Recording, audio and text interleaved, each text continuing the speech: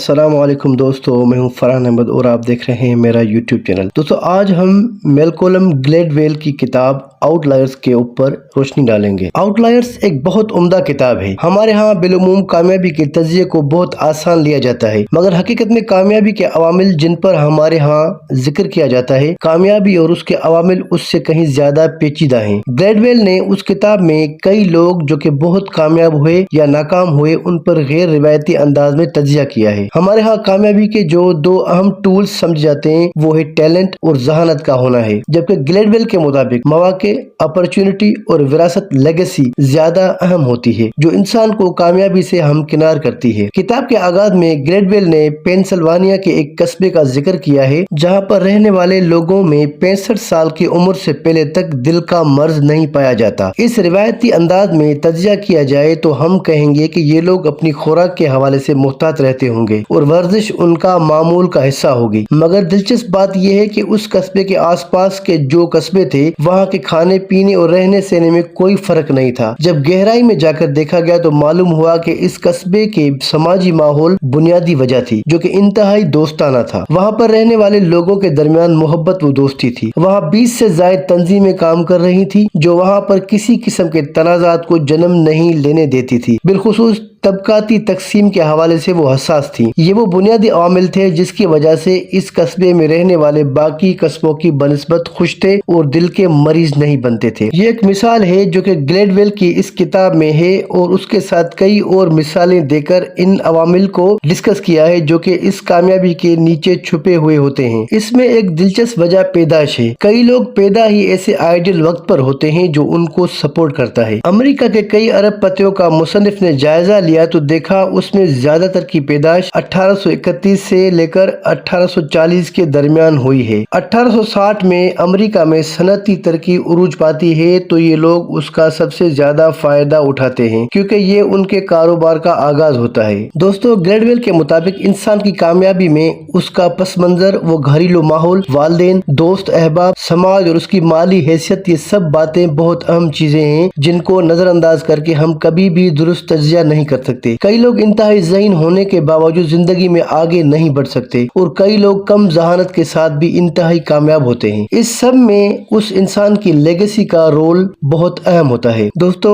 हजरत सैयदना उमर फारूक रज़ियल्लाहु ताला अन्हु ज़माने जाहिलियत में भी सफारतकारी और कबाली इख्तिलाफात में सुलह का काम करते थे। ये काम बनु उद्दी के जिम्मेदारियों में से था और हजरत सैयदना उमर रज़ियल्लाहु ताला अन्हु भी बनु उद्दी से थे। फिर जब आप रज़ियल्लाहु ताला अन्हु की बारगाह अक़दस अलैहिस्सलाम में तरबियत हुई तो उसने आप रज़ियल्लाहु ताला अन्हु की सलाहियतों को चार चांद लगा दिए और आप रज़ियल्लाहु ताला अन्हु बेबदल हुक्मरान साबित हुए। ऐसे ही ज़माने जाहिलियत में बनु उमय्या सियासी मामलात में सबसे आगे थे, जबकि बनु हाशिम उस वक्त काबे मुकद्दस की मुतवल्ली थे, यानी उनका रुझान मजहबी था। यही वजह है कि खानवादा बनी हाशिम में से उस उम्मत को बाबुल इल्म सैयदी मौला कायनात करमुल्लाह वजह और मुफस्सिर कुरान हज़रत सैयदना अब्दुल्लाह बिन अब्बास रज़ियल्लाहु ताला अन्हु जैसी हस्तियां नजर आती हैं। बहादुरी तो अरबों का आम वस्फ था मगर बनु हाशिम उसमें पेश पेश थे। ऐसे ही ग्लेडवेल ने एक और मिसाल दी है कि एक इलाके में कत्ल गारत के केसेस बकफरत पाए जाते हैं मगर वहाँ पर दूसरे झगड़े जैसा कि जायदाद चोरी वगैरह के मुकदमात नहीं है। उस पर मालूम हुआ कि वहाँ के लोग जल्द गुस्सा करने वाले हैं और अपनी इज्जत के मामले में बहुत हसास थे, जिस पर वो कत्ल करने पर भी आ जाते थे। यहाँ भी इस माहौल का असर था। कोरिया एयरलाइन के जहाज के हादसात पर भी ग्लेडवेल ने तहकीक की तो सामने आया कि ये ज्यादातर मिस कम्युनिकेशन की वजह से हुआ जो पायलट और को पायलट के दरमियान हुई। इसमें भी वहाँ के कल्चर का किरदार अहम आया क्योंकि ज्यादातर जहाज सीनियर उड़ाता था और को पायलट जूनियर होता था, तो वहाँ के कल्चर की वजह से अपने सीनियर से सख्ती से बात नहीं कर सकता या उसको हिदायत जारी नहीं कर सकता, जिसकी वजह से ये मिस कम्युनिकेशन जन्म लेती और जहाज हादसात का शिकार हो जाते थे। एशिया के लोग बिलखुसूस बरसगीर और चीन के लोग बाकी दुनिया की निस्बत मैथ्स में अच्छे होते हैं। उसकी वजह यह है कि उन ज़बानों में गिनती आसान है जिसको दोहराने में वक्त कम लगता है। दूसरी वजह यह है कि यहाँ का ज़रूरी माहौल है।